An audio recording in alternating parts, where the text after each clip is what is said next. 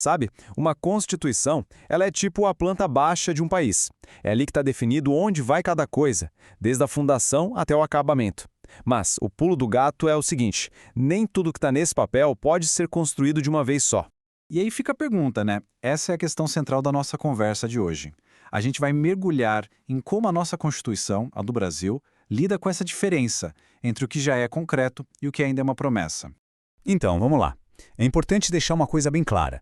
Toda e qualquer norma na Constituição é lei, é para ser levada a sério.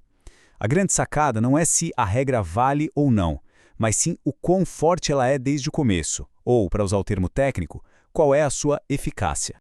E eficácia, no fim das contas, é basicamente isso. É o poder que a regra tem de sair do papel e mudar as coisas de verdade, no mundo real. Algumas regras já nascem com força total, prontas para jogo. Outras precisam de um empurrãozinho para funcionar. E para a gente não se perder nesse papo, tem uma referência fundamental no Brasil, que é o jurista José Afonso da Silva. A classificação que ele criou para organizar esses diferentes níveis de poder das normas é simplesmente genial e é a que todo mundo usa. E aqui está o nosso mapa. Ele dividiu tudo em 3 caixinhas, normas de eficácia plena, contida e limitada. Agora, a gente vai mergulhar em cada uma para entender de vez como essa planta baixa da nossa Constituição funciona na prática. Bora começar pelas mais parrudas, as mais diretas. As normas de eficácia plena. Pensa nelas como aquela parte da planta que já está 100% detalhada, com todas as medidas, pronta para construir, sem tirar nem pôr. Como o próprio nome já entrega, né? São plenas. A partir do momento que a Constituição é promulgada, bum! Elas já estão valendo com força total, sem precisar de mais nada, de nenhuma outra lei para dizer como elas devem funcionar. Então, para resumir, as características são bem claras. Elas são auto-aplicáveis, ou seja, se bastam. Não podem ser limitadas por nenhuma lei que venha depois. E a aplicação delas é direta, imediata e total. É o pacote completo, sabe? Que é um exemplo clássico, a separação dos poderes. O artigo 2º da Constituição não precisa de nenhuma outra lei para confirmar que o Legislativo, o Executivo e o Judiciário existem e são independentes. A Constituição falou, tá falado, vale na hora. Ok, agora a gente sobe um degrau na complexidade. Vamos entrar numa categoria bem interessante. Aquela em que um direito já nasce forte, mas com espaço para ajustes. Olha que interessante. As normas de eficácia contida também valem na hora, iguaizinhas às plenas.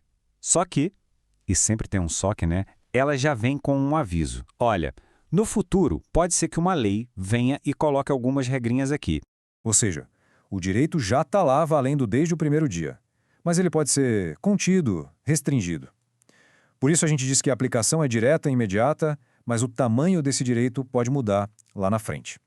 O exemplo aqui é matador, liberdade de profissão. A regra geral é, todo mundo é livre para trabalhar no que quiser. Ponto. Só que a própria Constituição dá uma brecha. Ela diz, atendidas as qualificações que a lei estabelecer. É por isso que existe, por exemplo, o exame da OAB para advogados ou o registro no CRM para médicos.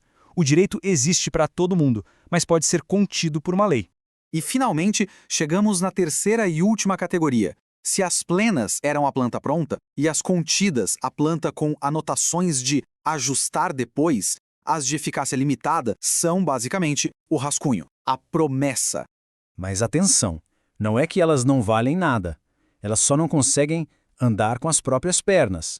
Elas dependem de uma ação lá do Congresso, que precisa criar uma lei específica para dar forma, para detalhar como elas vão funcionar na prática. Então, elas não são auto-aplicáveis. A aplicação delas fica para depois. Mas, e isso é crucial, elas já servem para 2 coisas importantes enquanto a lei não vem. Primeiro, para proibir qualquer outra lei que vá contra essa promessa. E segundo, para criar um dever, uma obrigação para o poder público se mexer e criar a tal lei.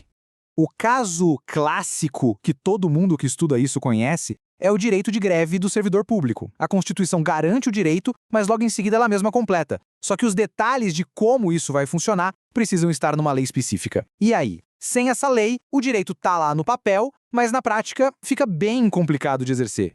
Esse quadro aqui é fantástico para a gente fechar o raciocínio. Presta atenção na linha efeito da lei. Na plena, a lei não pode mexer.